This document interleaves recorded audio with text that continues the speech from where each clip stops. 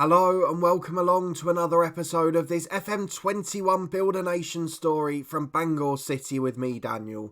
It's part 28 today and we're back after the window closed and it has been a monstrous deadline day. 4 players in, 3 players out, massive improvements in the squad and a replacement for Josh Thomas who got that big injury at the end of the last episode. We're in good form, we're doing well and things are starting to look up.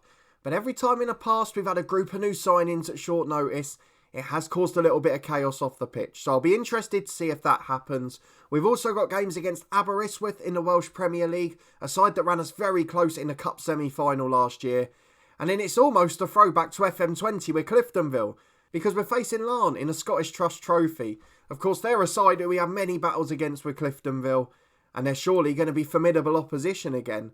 I'm not sure how they've been doing in this one. I'm sure they've been spending money again, and we'll take a look at that ahead of our game against them later on in this episode. But firstly, if you are enjoying the series and looking forward to this one, please do put a thumbs up on the video. It's the first episode from this series since the new year, so a happy new year to you all. Thank you so much over the last week for helping us past 2,000 subscribers, and thank you for your incredible support on this series, the live streams, and of course the head coach as well. But of course, before we get into the action and look at the games we've played, we've got to go and look at transfers, because it had been a very quiet month and a half or so.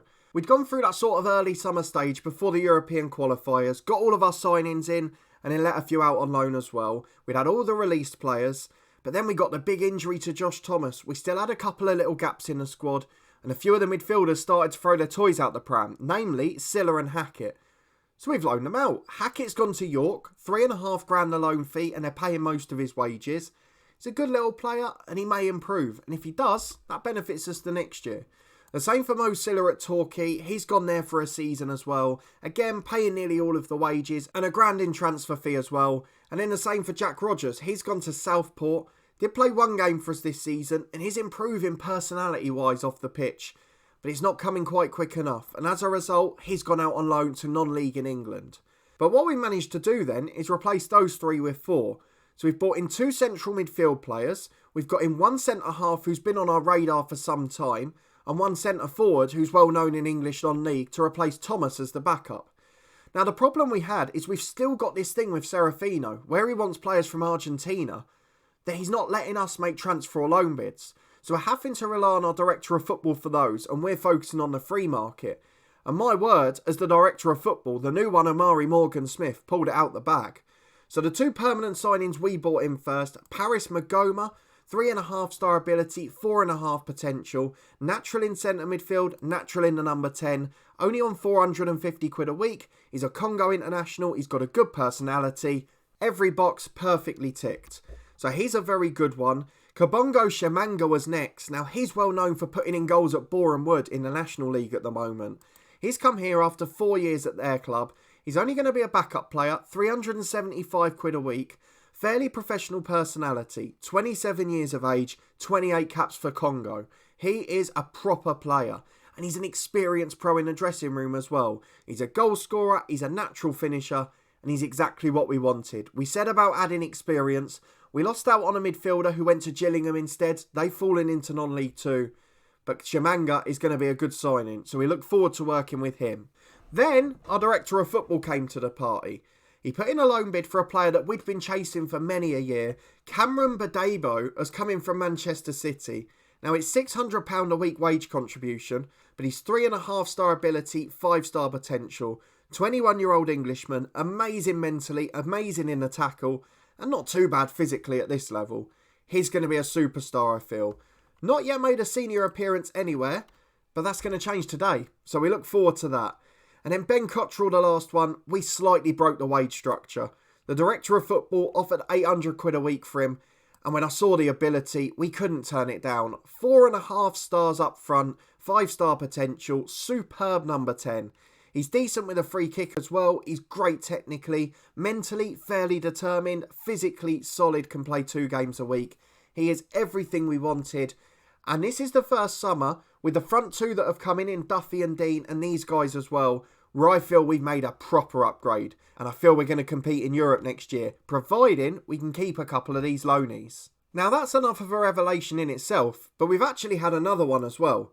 If we go and have a look at the schedule, we've played 3 games in the league. We've played a cup game as well. So in the cup, we beat Colwyn Bay 3-0. Of course, the new signings weren't here for any of these. Boot and a Fanny and Brace got those.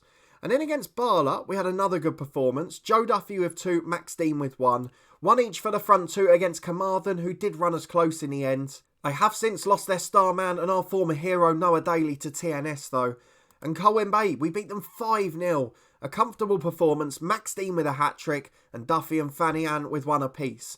Now, you may have noticed the last few games, our fullbacks, particularly Ethan Vaughan, have started to get good ratings. So there's one slight tactical tweak, which has become a revelation.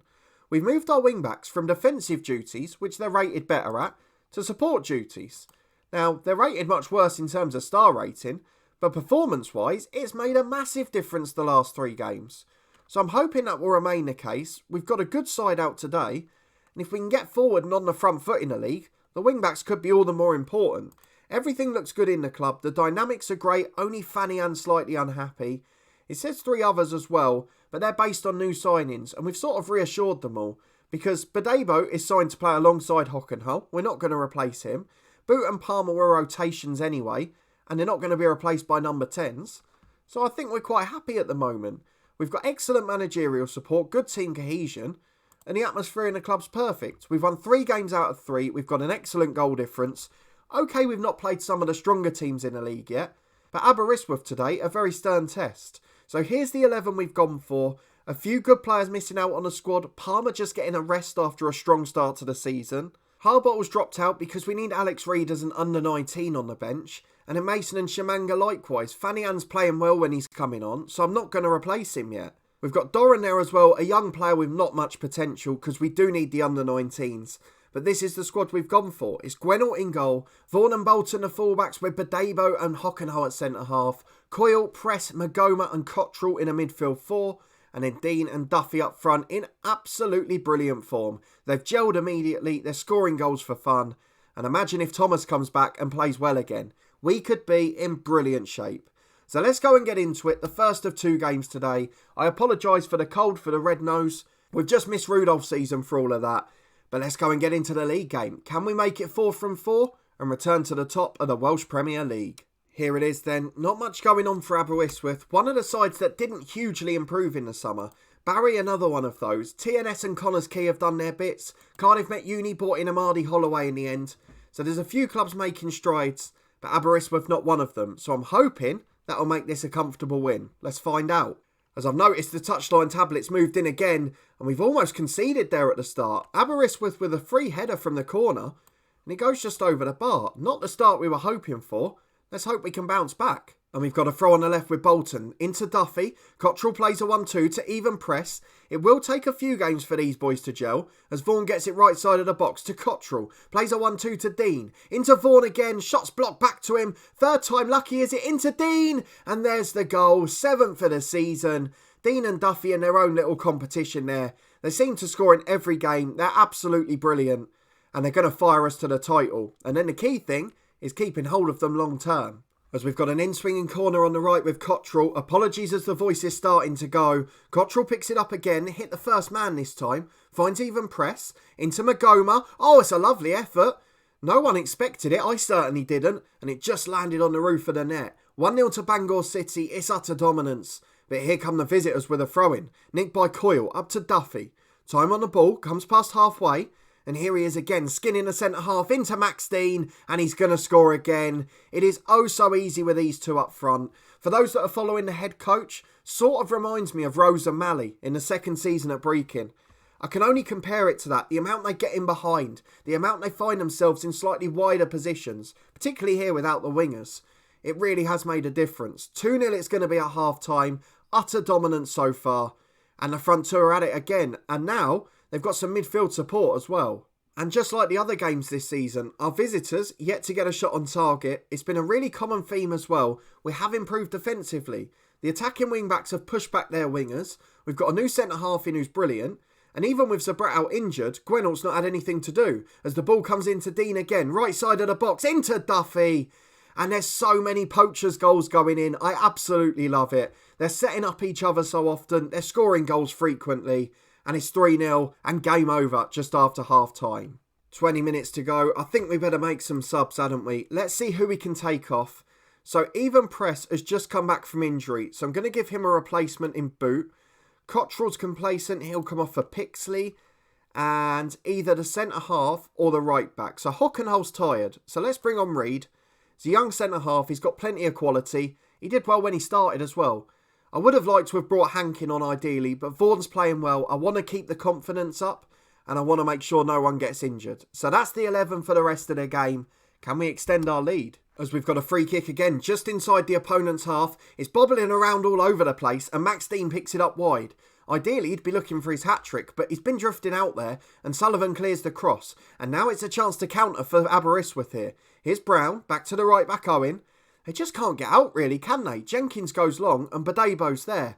That's how easy it is for us. As Reid finds Boot, up to Dean. I feel like we've got our side now. We've really started to mould them this summer. Vaughan overlapping again. Back to Magoma. Plays a 1-2 with Boot. Magoma shoots. It deflects to Dean. The keeper's got unfortunate there. He was already down for the first shot. And Max Dean seals his hat-trick. A stunning performance. A brilliant effort.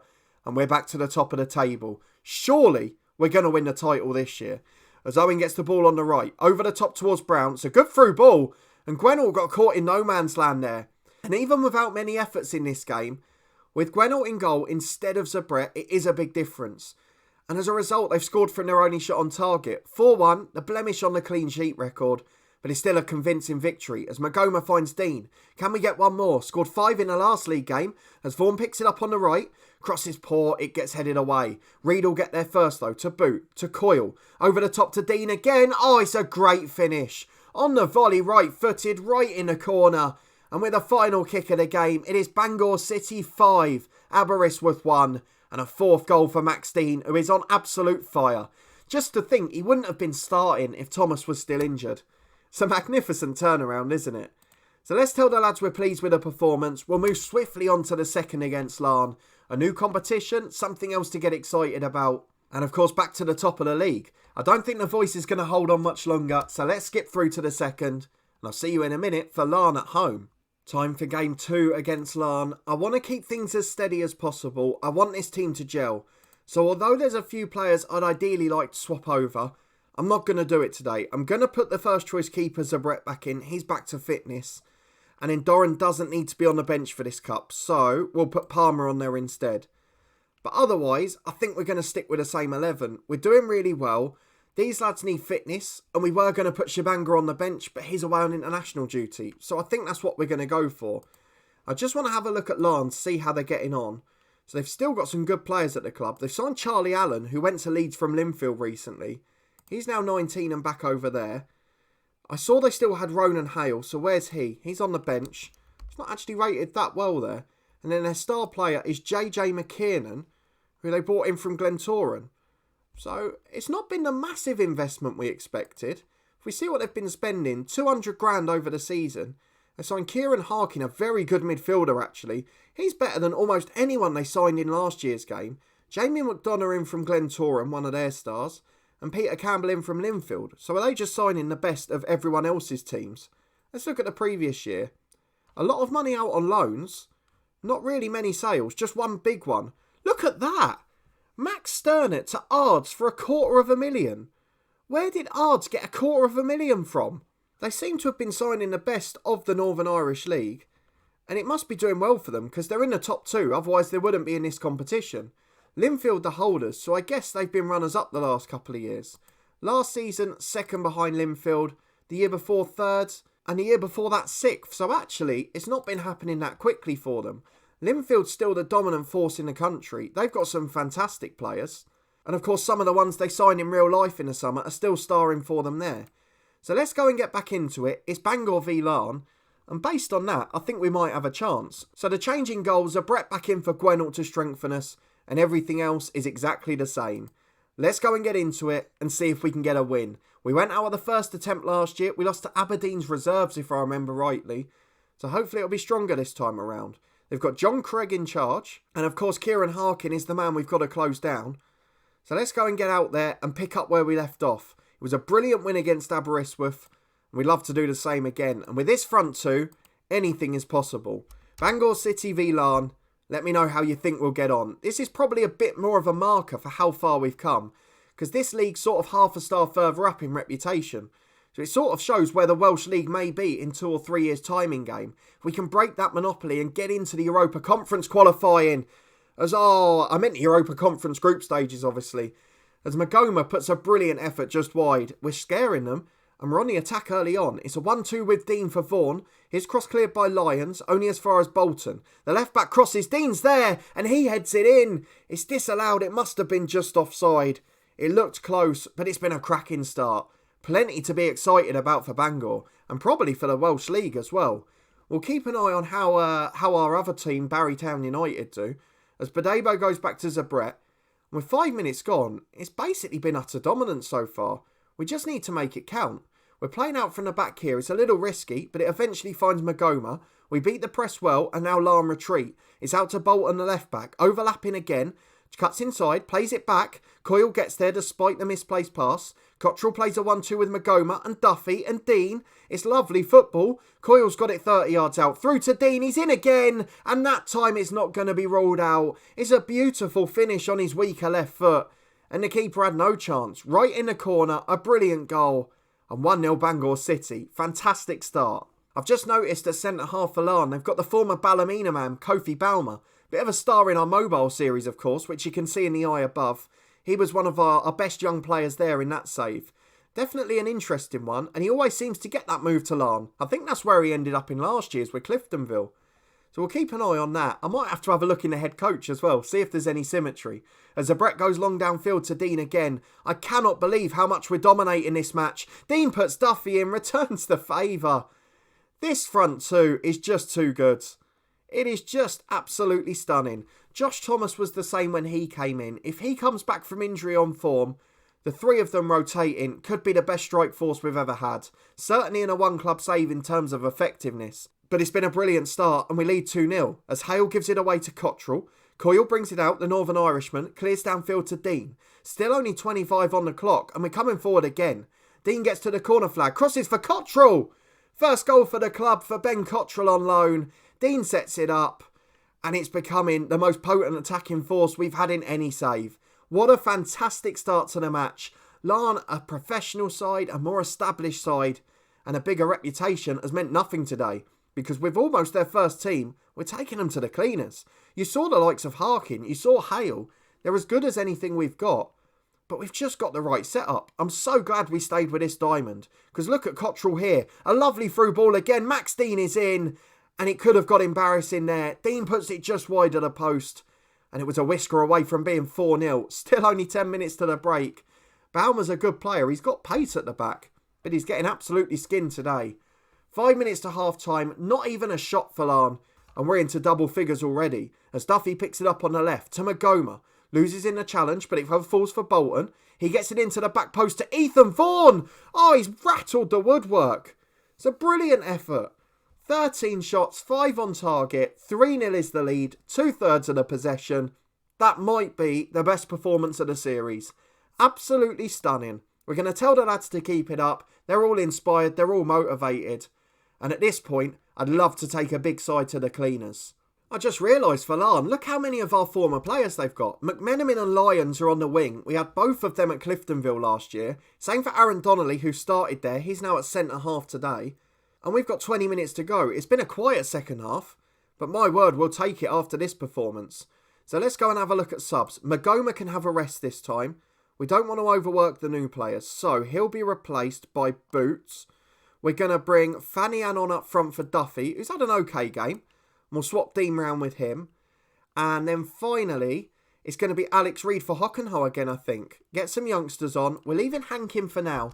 We're just trying to work on a few training bits with him. So it doesn't matter if he doesn't get as much football. But with 15 to go, it's 3-0 to Bangor. And this has been a stunning performance. Larne have had their first shot on target off camera. And we're back with Bolton at left back. Playing forward again, it's over the top towards McDonough. And he gets it away to Brad Lyons. Harkin to Scott. And that's the thing that's got me about this. On paper, Larne are just about the better side. They've got some really good players in there. And the way we're playing has just caught them out. As Soulé goes wide to McMenamin. On the left, he's got an overlap. Goes out to him in Graham. His delivery's in. Scott loses out and Reid heads it away to Cottrell. And look at the counter-attack again. Up to Samuel Fanian. He's had limited chances this year and he drags that one wide at a post. But still got that threat in behind. Still got that desire to run. And still creating chances with 10 minutes left. 20 shots and expected goals of over 2. And a 3-0 win against Larne. It could not get much better. They've got one last chance, the visitors. A throw from McDonough to Lyons. He's picked it up again, gets the cross in early, and that's poor from Zabret. It's disallowed. I think we've got away with it. Nathan Clark got up, headed into the empty net, and Zabret hasn't been punished for his poor judgment to come. So 1 minute of stoppage time remaining. Zabret plays out to Badebo, and he goes long down the right, but there's no one there. Graham hoofs it forward. Reid heads away, and now it's about keeping a clean sheet. We've got just over 30 seconds to do so, and I feel like this could be one of the best nights we've had at Bangor. It certainly looks more promising for Season 4. It's just such a shame we couldn't sneak the title last year. If we'd got close, got into the Champions League and then got these signings, we could have been in great shakes. But we've got to make sure, as the ball comes in again, Vaughan hoofs it clear. We've got to make sure that we don't go into trouble financially. We've got a slightly higher wage bill and the last thing we want is to end up in the red again, having to sell like Ted Malden. So we've got to be careful with that. We're not going to improve anything off the pitch until we're back in the Champions League. But that is just about the best performance of the series. Bangor 3, Larne 0. A stunning first half, a stunning effort from the boys. And a clean sheet against the big Northern Irish side. So we said we'd keep an eye on Barry's result, but they unfortunately have had theirs moved to next week. I just realised they lost a league game as well. They're starting to fall away. And to be honest, I think TNS for the first time will be the main rivals this year. They've got a chance to really develop, to really improve. But for us, it's the perfect episode. A convincing league win, some great transfer additions, and they were making an impact against Larne there. We could not ask for much more. Let's have a look at the schedule for when we're next going to be back. And in fact, before that, we'll skip ahead to tomorrow and see the trophy draw for the next round. So we've got the 4th round and the quarter-final draws to come now. So this should be pretty interesting. Let's see who we get in the 4th round before we start counting our chickens. We're just going to draw all the teams and see who we're up against. Hamilton Academical. So one of the strongest sides in the Championship. Their key player's called Hamilton as well. You've got to love that. Oh, that's a big step up. So that's going to be difficult. Let's skip ahead and see what the next draw is, just in case. I'm not sure it's going to be that easy, whether we get there or not. Rangers, Reserves or Morton. So I think Hamilton's probably going to be a step too far. But that's the 14th of October. So let's see if we can come back for that. And as luck would have it, just before that, we've got Bala, the rivals. They've a side that often hold us to a draw, so it'll be interesting to see how that goes. So we will be back for those 2 matches. We'll get through the rest of September. We've got Barry, of course, then as well. No TNS matches till Christmas this year. So that's going to make it a little bit harder to judge the title race. But we will be back in October for Hamilton Academical and Bala, the rivals. If you're looking forward to that and you did enjoy this one, please do put a thumbs up on the video. Apologies again for the red nose and slightly squeaky voice. Hopefully it'll just be passing in a day or two. If you want to stay up to date with the series and everything across the channel, please do subscribe down below and turn that notification bell on. 2 live streams a week and content from 2 long-term stories every day at 3:30. We'll be back, of course, with a head coach tomorrow. A series that's absolutely flying this year, and I can't thank you enough for your support with it. You can catch up in the eye above with that mobile series too that we alluded to in the Larne match. And of course, we've also got the podcast channel link up there as well. A very busy festive period, lots of managerial sackings, lots of championship predictions, and a few special interviews coming up as well. So thank you for your incredible support with both channels. Thank you for your support with this series. And I'll see you next time for the big derby. And of course, Hamilton, a big test in the SPFL Trophy. I'll see you there.